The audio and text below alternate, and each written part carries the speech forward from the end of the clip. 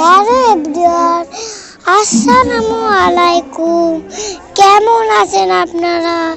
আমি আমি আলহামদুলিল্লাহ আমি অনেক ভালো আছি।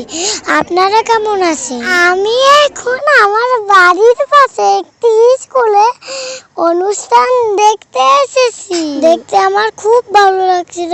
ছোট ছোট বেবিরা গান করছিল, নাচ করছিল, খুব মজা ছিল, খুব মজা লাগছিল আমার।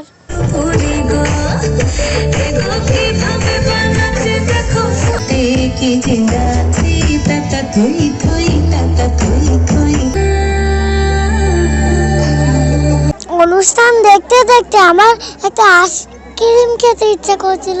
তারপরে আমি একটা কুলফি আইসক্রিম খেলাম।